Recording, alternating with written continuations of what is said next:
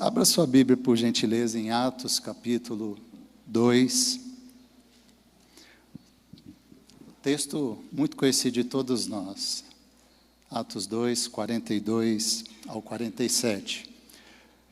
Hoje é dia 1º de setembro, iniciando um novo mês. E setembro é o mês de missões mundiais da Convenção Batista Nacional. É o mês de missões mundiais para nós, os batistas nacionais.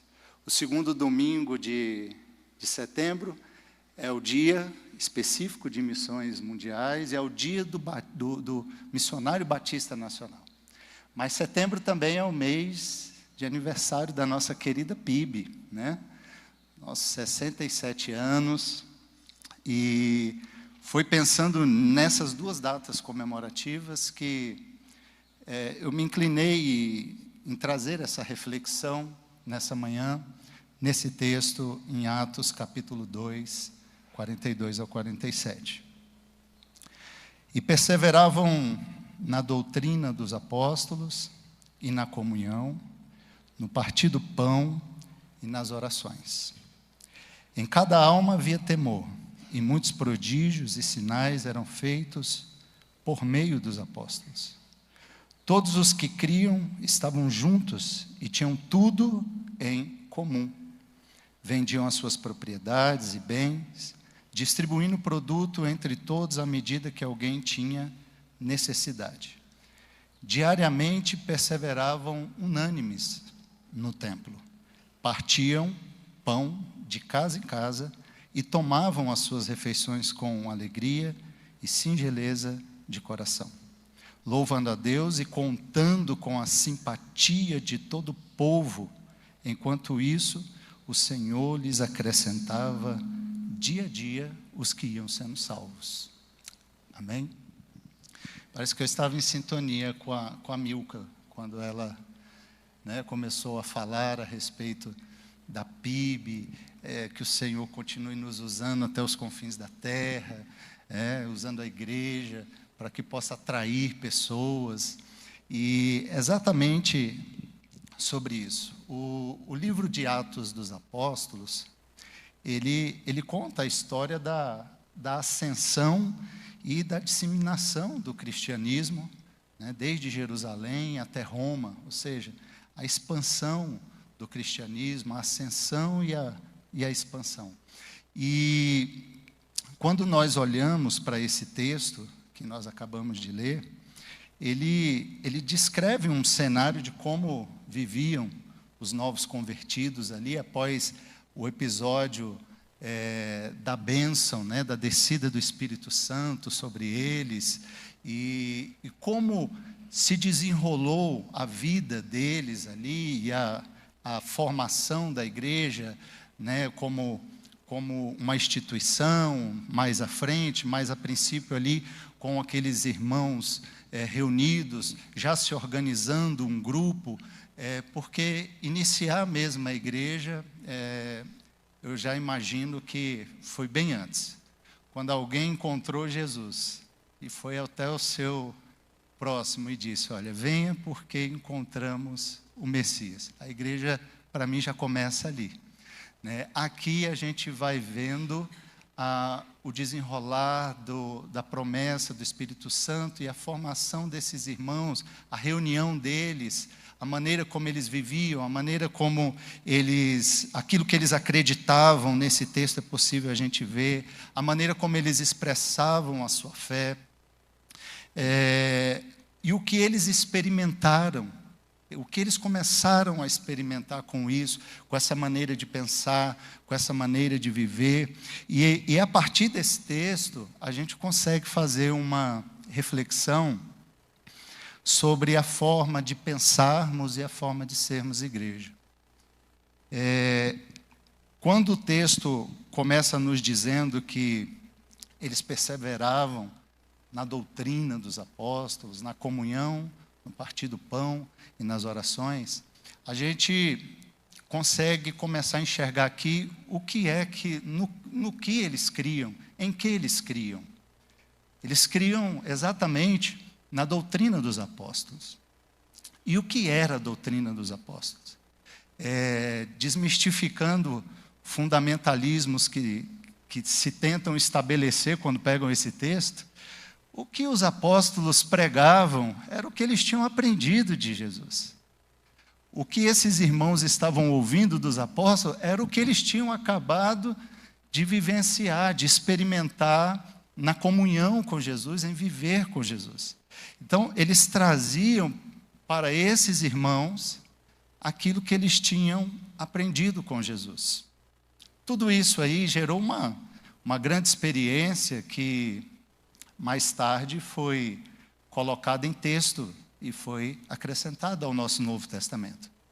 Mas essa experiência, ela surge primeiro e ela fica ali de forma oral, sendo ministrada para um, para outro, e vai ganhando ares de confirmação, de tradição, né, de autoridade, ao ponto de depois virar texto, que é o que a gente lê hoje. Mas é importante nós entendermos isso. Entendermos que o ensinamento que eles transmitiam para aqueles irmãos, principalmente aquele grupo agora que havia cerca de quase 3.000 pessoas se convertido naquela pregação pública de Pedro.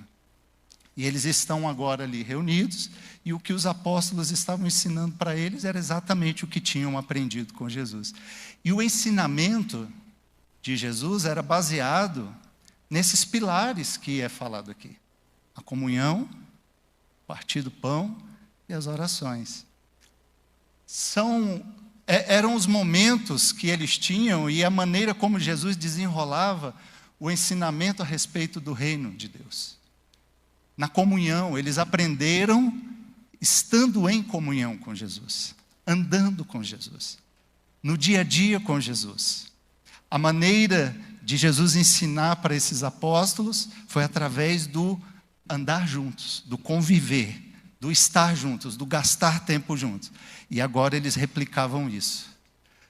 No partir do pão, as refeições que eram partilhadas, seguidas da ceia ou não, as refeições fraternais, onde Jesus, em diversos momentos, trazia grandes ensinamentos para os seus discípulos. Aqueles momentos muito particulares, né? Que o crente gosta disso, a gente sempre fala, né? Juntar panela, estar junto, esse negócio é bom demais, irmão. E a gente, às vezes, né pastor Léo? São momentos tão gostosos que, às vezes, a gente chega meio triste, assim, num ajuntamento como esse, sai com o coração alegre, leve, conversou com alguém, Deus trouxe uma orientação. É um negócio fantástico isso. E Jesus ensinava para eles assim, estando juntos, partilhando. E nas orações, as orações que o próprio Jesus havia referenciado para eles, a prática delas e a insistência em continuar orando, em continuar exercitando uma vida de oração. É nesses pilares que eles perseveravam. Eles perseveravam nisso, em manter a comunhão com os irmãos, em continuar tendo esses momentos fraternais, esses momentos de estar partindo pão, de estarem juntos, de estarem olhando uns para os outros e de contínua oração. E isso era a base do que esses irmãos acreditavam e que a igreja estava sendo agora forjada, formada, dado um corpo, dado a ela uma forma maior de existência. E é interessante que aquilo que eles acreditavam, aquilo que eles criam, trazia um reflexo na maneira de ser desses irmãos. O texto aqui, o enunciado aqui na NAA, por exemplo, diz como viviam os convertidos. Exatamente porque aquilo que nós acreditamos, aquilo que nós pensamos, vai refletir na nossa espiritualidade, na nossa maneira de expressar a nossa fé. E a maneira que eles expressavam a fé deles era baseada naquilo que eles estavam recebendo e naquilo que eles criam. E diz então o texto que em cada alma havia temor, muitos sinais prodígios eram feitos por intermédio dos apóstolos, né? Todos os que criam estavam juntos e tinham tudo em comum. E nós vamos ver exatamente algumas questões muito particulares e que servem para nós. Eu tenho muito receio quando eu vejo pessoas, às vezes, pegando o texto de Atos dos Apóstolos e pegando exatamente esse texto com a utopia de dizer que a igreja tem que ser hoje exatamente como era, aqui. É uma utopia, irmãos. Não tem que ser. Aqui existe verdades temporais e existe verdades atemporais. As atemporais e os ensinos que esse texto, por exemplo, pode trazer para nós, sim.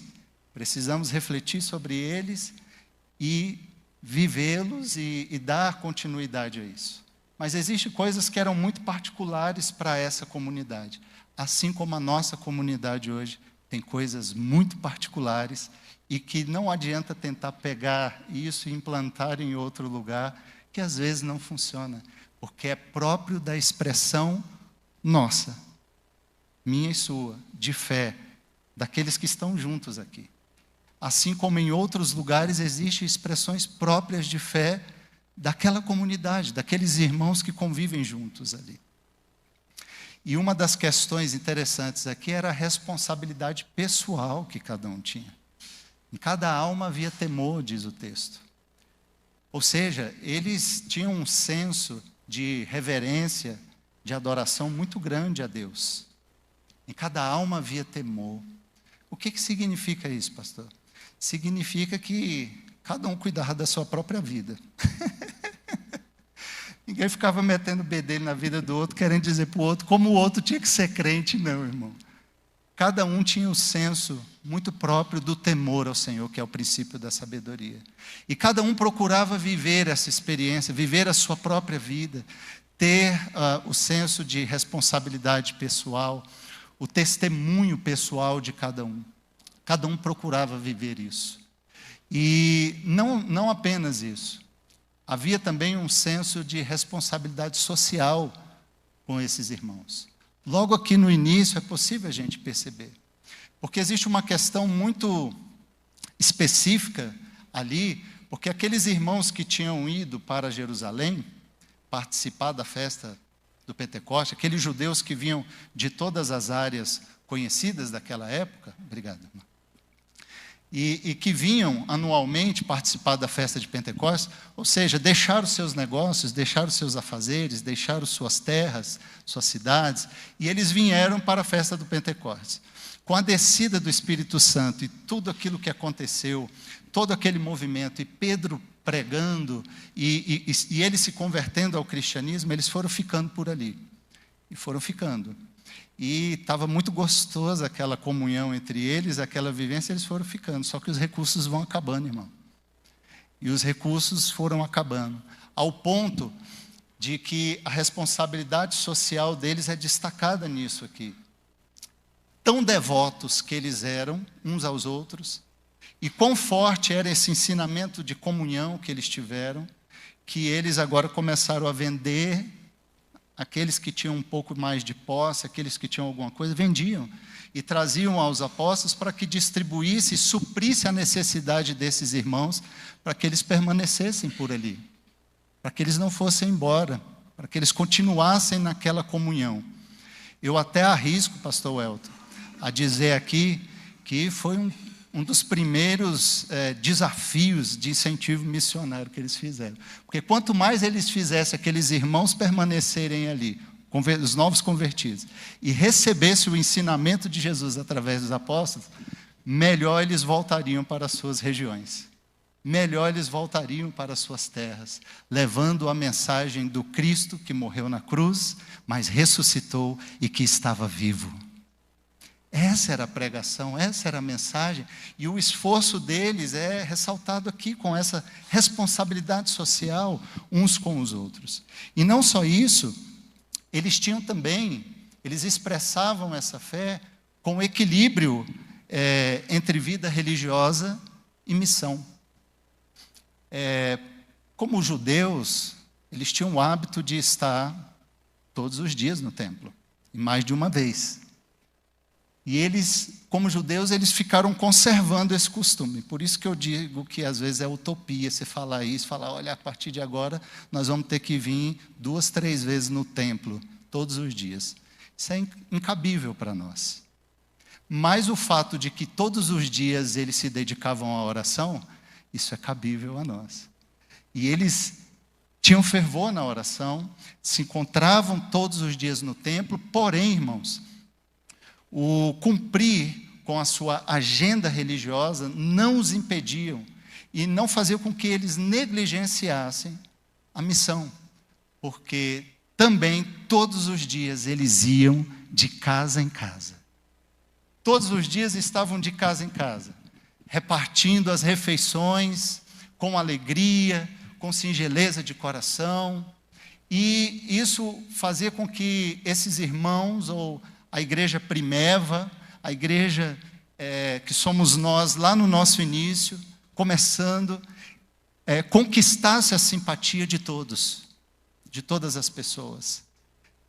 Porque eles estavam juntos, eles faziam questão de ir lá, e eles supriam as necessidades, descobriam as necessidades uns dos outros, com essa responsabilidade social, missional. Então eles estavam juntos. E isso, essa maneira de pensar, de crer, essa maneira de expressar a fé, fez com que eles experimentassem algo em comum para a vida deles. E para muitos de nós também. Algo em comum.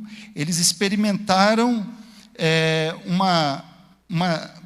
eles vivenciaram uma experiência em comum de sinais e prodígios.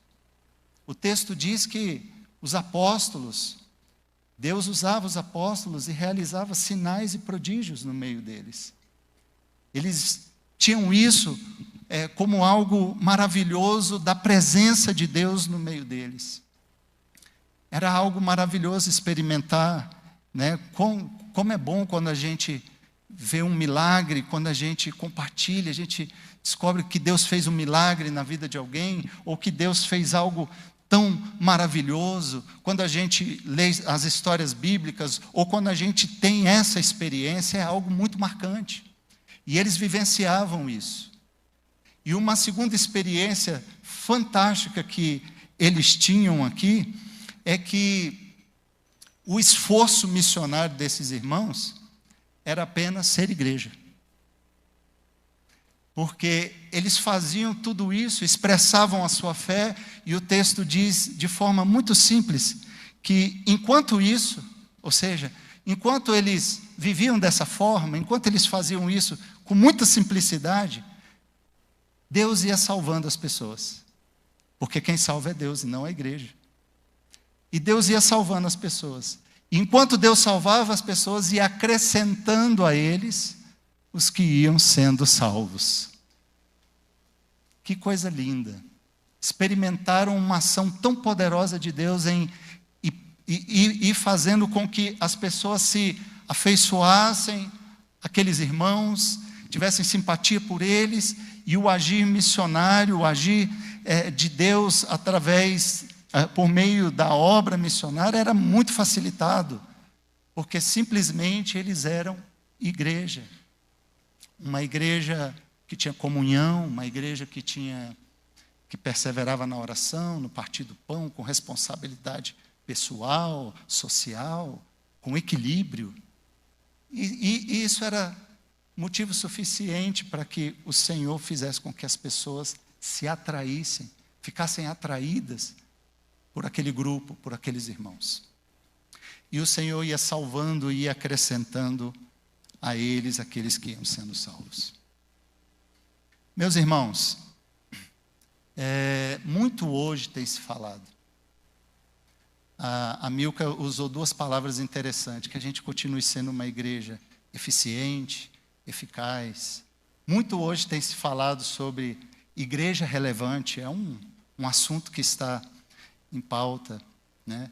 Há uma semana o nosso pastor pregou na AGO da CBNDF e falou sobre a igreja necessária. É um assunto que está rondando muitas vezes o nosso pensamento, a nossa cabeça. Uma igreja relevante, uma igreja necessária, uma igreja eficiente, uma igreja eficaz. E quando nós paramos para olhar alguns expoentes que falam a respeito desse assunto, eles dizem que uma igreja com esse aspecto relevante é aquela igreja que justifica a sua presença ou a sua existência no lugar aonde ela está implantada. Uma igreja relevante, nesse contexto, para esses estudiosos, é uma igreja que justifica a sua presença nesses lugares. E esse fenômeno é estudado não só pela teologia, mas pela sociologia, pela psicologia, também por áreas sociopolíticas, que estudam a respeito desse fenômeno da igreja ser ou não ser relevante. É uma coisa que às vezes incomoda muito a gente. Incomoda muito esse assunto, às vezes, quando alguém pergunta assim, a sua igreja é relevante? Aí parece que dá um choque na pessoa, porque assim, é como se desse a possibilidade para ele pensar que a igreja talvez não seja relevante. E isso é motivo que muitas vezes alguns se desanimam, né? Ficam desanimados a respeito do assunto, mas é algo extremamente necessário para nós pensarmos. Porque significa que, quando a igreja é relevante, significa que ela desempenha de maneira satisfatória o seu papel como agência do reino de Deus. E o olhar de Jesus, ou o filtro de Jesus para uma igreja relevante, é exatamente esse: uma igreja que atende todas as pessoas em todas as dimensões das suas necessidades. Seja ela espiritual, seja ela filosófica, política, religiosa, social, seja ela econômica. O Evangelho é para atender tudo isso. Jesus não é departamentalizado. Ele é integral para o ser todo, o ser também integral. E age em todas essas esferas. E o Evangelho age em todas essas esferas. E a igreja age em todas essas esferas. Dialoga com todas elas. Às vezes, incomoda muito o fato de falar assim, poxa, por que dialogar? Porque nós precisamos dialogar. Nós somos a agência do reino de Deus. A igreja precisa dialogar com todas essas áreas do conhecimento, todas essas áreas na sociedade, precisa trazer a resposta de Cristo para as pessoas, precisa ser satisfatório naquilo que vai trazer para as vidas, que vai trazer para as pessoas. E essa igreja, que seria relevante, ela atende às necessidades dos de dentro, influenciando também a comunidade ao seu redor, no entorno. E é interessante que não somos exatamente nós que estamos dentro. Às vezes a gente pensa que nós que estamos dentro do contexto é que podemos trazer o conceito de igreja relevante. Mas esse conceito, ele é determinado pelas pessoas que observam e as pessoas que acompanham as ações que são promovidas na igreja e por meio dela. Aí sim, muitas vezes, aqueles que estão só acompanhando e observando é que param para olhar e enxergar essa igreja como uma igreja relevante, no seu contexto, naquilo que ela faz. Então, uma igreja relevante, ela é conhecida na cidade, no bairro ou na região que ela está, por sua presença direta ou por sua presença indireta na comunidade local. O que isso quer dizer?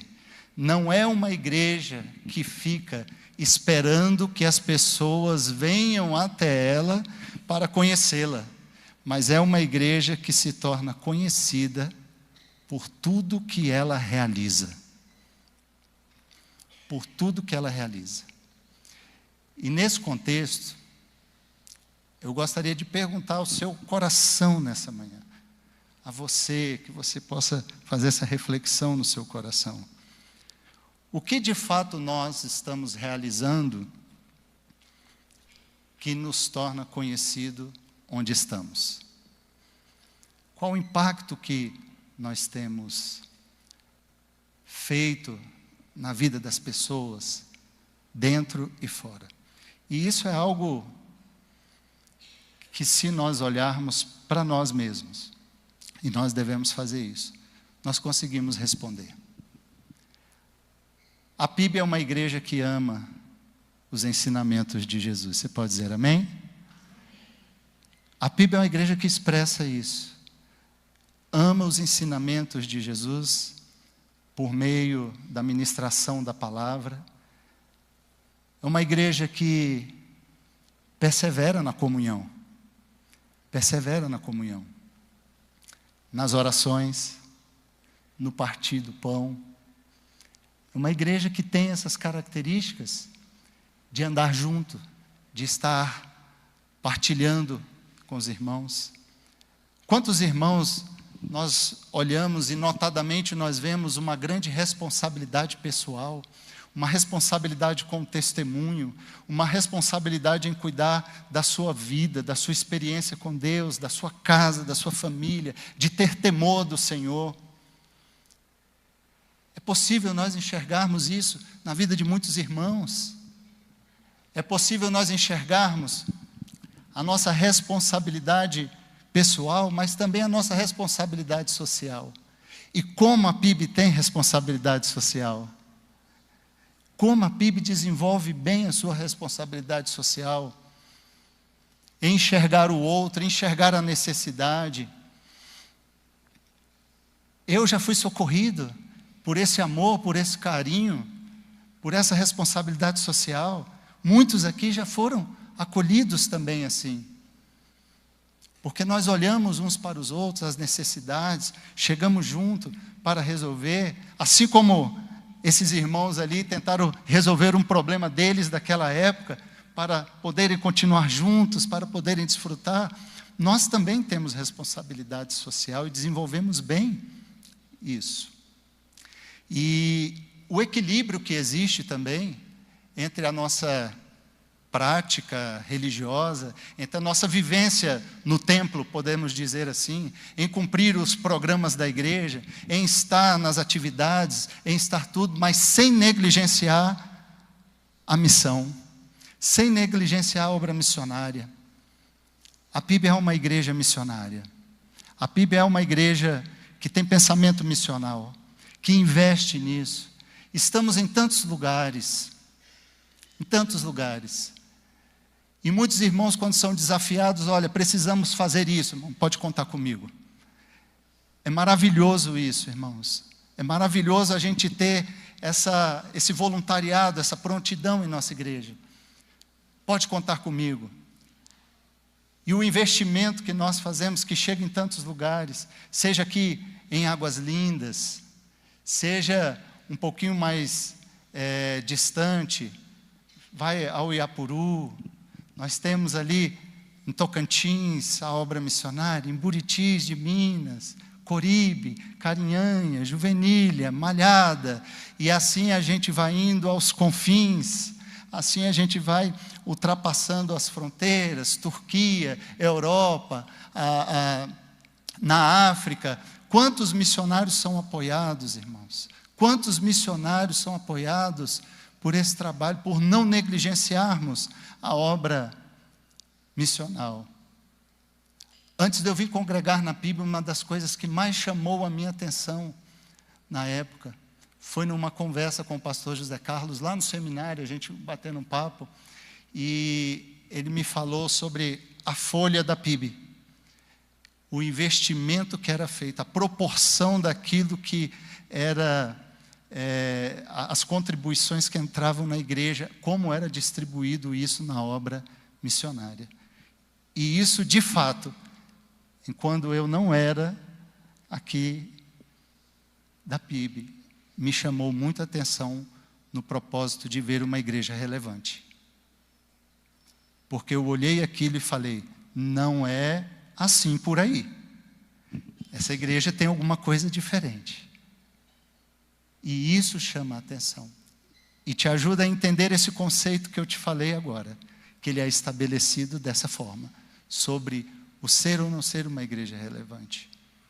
Aquilo que ela faz, aquilo que ela realiza. E quando nós olhamos isso, uma igreja que estava caindo na graça das pessoas, irmãos, que maravilhoso é. Nós temos tanta coisa valorosa. Me dói no coração quando a gente vê, às vezes, as pessoas discutindo muito e querendo criticar muito a nossa própria igreja. Nós construímos ela assim. Nós construímos essa experiência assim. Não é legal. A gente precisa valorizar muito o que a gente tem, irmãos. Muito, muito, muito. Porque eu que sou pai de criança pequena, dificilmente eu encontrarei um lugar onde as minhas crianças serão tão acolhidas como são na PIB. Que maravilhoso é o nosso trabalho do Ministério Infantil. Andando por aí é fácil você perceber como nós somos privilegiados, com tantos músicos de qualidade, com tantas pessoas que se dedicam ao ministério de música na igreja, ensaiando, buscando essa integração, o investimento que é feito nisso tudo. Além já do que falamos de estudar a palavra, olha, nós temos classes de escola bíblica dominical maravilhosas, irmãos, maravilhosas. Coisas que dificilmente a gente vai encontrar em outro lugar. Nós vamos ver pessoas aí se desdobrando, se esforçando, como vou ajudar o George aqui, que ele fez um merchan no início, né? Mas como os nossos professores se esforçam para que isso seja uma realidade, para que a nossa experiência de fé, para que a Bíblia converse com outras disciplinas, para que converse com outras realidades. E nós devemos ter isso em alta conta como algo bom, algo esclarecedor, algo que nos prepara para sermos essa igreja que somos e atrair pessoas para Cristo. E se existe uma outra realidade que eu posso comparar aqui sobre nós, é que de fato, a PIB, ela conta com a simpatia das pessoas. E o fato está aí. Porque dia a dia o Senhor está acrescentando a este grupo aqueles que estão sendo salvos. Você pode dizer amém? Deus tem sido bom. O tempo todo Ele é bom. E Ele tem trazido pessoas que têm se simpatizado. Sabe com quem?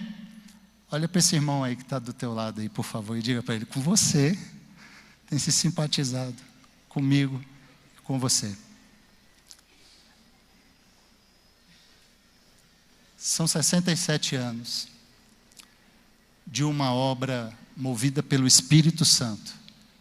E como diz o nosso lema, como batistas nacionais, ninguém detém, é obra santa. Ninguém detém, é obra santa.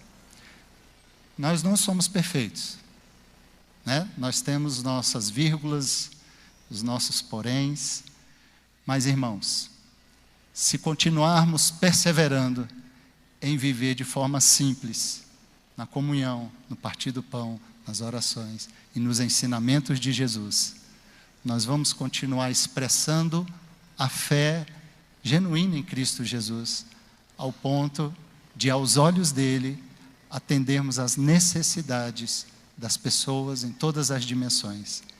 E ele continuará acrescentando a nós aqueles que vão sendo salvos.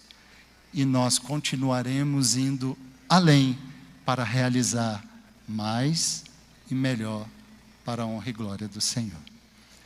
Parabéns, PIB, nosso mês de aniversário, parabéns para nós, parabéns para a igreja, parabéns.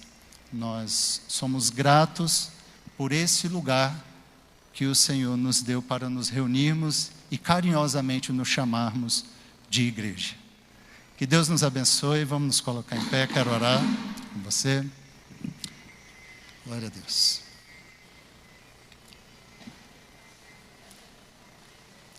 Curva a sua cabeça, vamos orar. Senhor, nós te louvamos mais uma vez, te damos graça. E nós queremos, Pai, te agradecer. O nosso louvor, a nossa adoração é de gratidão ao Senhor. Gratidão porque o Senhor tem sido conosco, o Senhor tem sido fiel, o Senhor é bondoso, o Senhor tem olhado para nós, o Senhor tem cuidado de nós. Assim como o Senhor tem cuidado da tua igreja, do teu povo, assim como o Senhor tem cuidado.